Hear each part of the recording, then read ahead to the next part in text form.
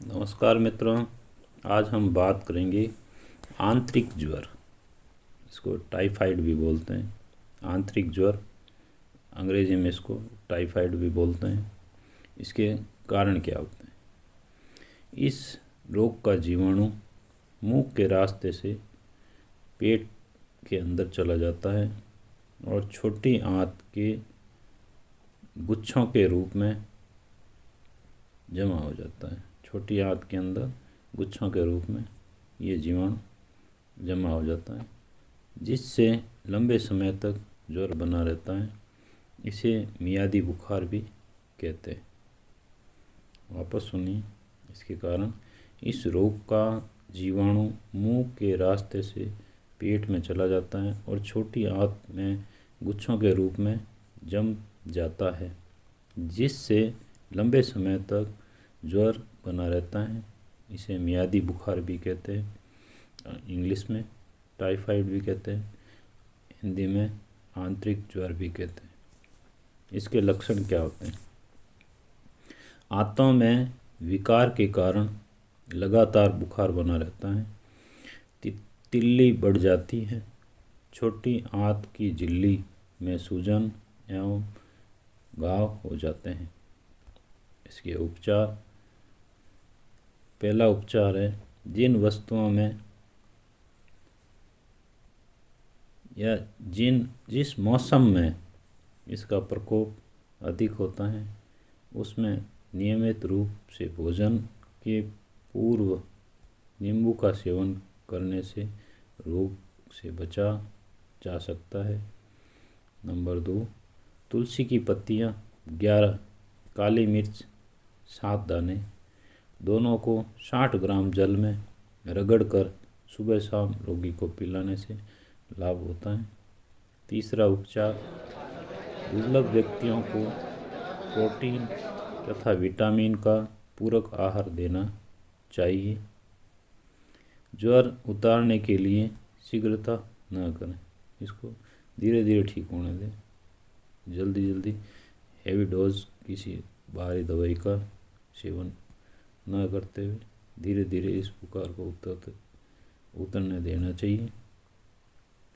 जल्दबाजी ठीक नहीं रहती है इसमें। चौथा है, 1-2 बार उबाला हुआ पक्का जल रात्रि में पीने से कफ, वात और अजीर्ण नष्ट होते हैं। यानी 1-2 बार उबाला हुआ पक्का जल, 1-2 उबाल भगोने में पानी डाल के 1-2 बार उबाल लेके और उस जल को हम पका हुआ जल कहते हैं, रात्रि में पीने से कफ, वात और अजीर्ण नष्ट होते हैं। 5वां उपचार इसमें यह है, रोगी के लिए संतरे का सेवन अत्यंत ही लाभकारी होता है। 6वां उपाय इसका यह है, प्यास तथा दाह अधिक होने पर मौसमी का रस पीने के लिए दिन में 1-2 बार देना चाहिए, जिसके कारण भी ये रोग ठीक होता है। रोगी के लिए दूध सर्वोत्तम आहार है। यदि दूध न पच पाए तो फटे दूध का पानी देना चाहिए। रोगी को समय समय पर उबाल कर ठंडा किया हुआ जल ग्लूकोज में देना चाहिए। इसके कारण भी रोगी को फ़ायदा मिलता है। इसका दूसरे विकल्प क्या है, आइए इसके बारे में हम चर्चा करते हैं। पहला विकल्प है, नियमित रूप से प्रातःकाल गुनगुने पानी में कपड़ा भिगोकर रोगी का सारा शरीर धीरे धीरे पोंछकर साफ करना चाहिए, अथवा मुलायम कपड़े से हल्के से रगड़ते हुए सफाई करनी चाहिए। दूसरा विकल्प क्या है, रोग के अंत में दुर्बलता की और विशेष ध्यान रखना चाहिए। रोग के अंत में दुर्बलता की ओर विशेष ध्यान रखना चाहिए। रोगी के शरीर में कमजोरी आती है, उसके प्रति विशेष ध्यान रखना चाहिए। जो पौष्टिक आहार सरलता से पच सके वही खाने को देना चाहिए। ऐसा खाना जो रोगी के शरीर में पच सके, ऐसा खाना देना चाहिए, उसके कारण भी रोगी को जल्दी फ़ायदा मिल सके। तो इसमें जल्दबाजी नहीं करनी चाहिए।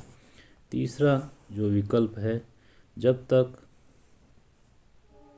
आंत में शोथ और क्षय रहता है, आंतों के अंदर सूजन सी रहती है, तब तक रोगी को मल मूत्र त्याग के लिए उतरने नहीं देना चाहिए, उसमें दिक्कत होती है। लेटे हुए ही मल मूत्र कराना चाहिए। चौथा विकल्प इसमें, यदि मलावरोध हो, मल आने में अवरोध हो, तो औषधियों का उपयोग किया जा सकता है। इसमें घरेलू उपचार के अलावा भी किसी भी दवा का किसी अच्छे डॉक्टर से सलाह लेके उसका उपयोग भी कर सकते हैं। पांचवा विकल्प यह है, दस्त हो रहे हों तो उसे रोकने के लिए चिकित्सा करें ताकि कमजोरी ना हो।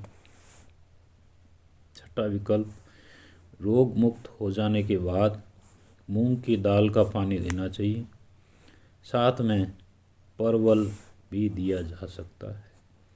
सातवां विकल्प, चतुर्थ सप्ताह में धीरे धीरे दूध की मात्रा बढ़ानी चाहिए, साबूदाना आदि का सेवन किया जा सकता है चौथे सप्ताह में। और आठवां विकल्प ये है, हृदय, मस्तिष्क तथा आंतों की सुरक्षा पर ध्यान देना चाहिए। ज्वर के दूसरे सप्ताह में मलावरोध की प्रवृत्ति रहती है। दूसरे सप्ताह में ये बुखार होता है, उसके दूसरे सप्ताह में जो मल होता है वो ठोस होता है, ऐसी प्रवृत्ति होती है उसकी। अतः ग्लिसरीन द्वारा एनिमा दिया जा सकता है। छेने का पानी पिलाने से भी मल की गांठ साफ हो जाती है। एनिमा किसी अच्छे डॉक्टर की सलाह लेकर लगवाना चाहिए अगर ये प्रॉब्लम होती है तो। इसमें नौवां विकल्प ये है, रोगी को थोड़ा थोड़ा जल अवश्य पिलाते रहना चाहिए। इसमें 10वां विकल्प, रोगी को प्रतिदिन स्पंज करना चाहिए तथा उसके कपड़े बदलने चाहिए, दबाते रहना चाहिए थोड़ा और उसके कपड़े बदलने देने चाहिए। और ऐसा उपाय करना चाहिए जिससे शैया व्रण यानी बेड सोर्स न होने पाए। 11वां विकल्प यह है, इसमें रोगी का बिस्तर आरामदायक होना जरूरी है। 12वां विकल्प इसमें यह है, रोगी के कमरे में पूर्ण शांति रहनी चाहिए, बच्चों को थोड़ा दूर रखें और वातावरण को शांत रहने देना चाहिए। अधिक तेज प्रकाश से उसे बचाना चाहिए, ज़्यादा रोशनी भी उसको सहन नहीं होगी, उससे भी बचना चाहिए। 13वां विकल्प इसमें यह है, औषधि के साथ साथ इस रोग में उचित सेवा परिचर्या की आवश्यकता होती है। और 14वां विकल्प ये है, रोगी को पूर्ण विश्राम कराना चाहिए। तो दोस्तों, ये वीडियो आपको कैसा लगा? अच्छा लगा तो लाइक कीजिए। अगर अन्य मित्रों को आपके लाभ देना चाहते तो इसको शेयर ज़रूर कीजिए। और अगर आपके पास कोई सुझाव हो तो कमेंट बॉक्स में ज़रूर लिखिए। धन्यवाद। स्वस्थ रहें, मस्त रहें।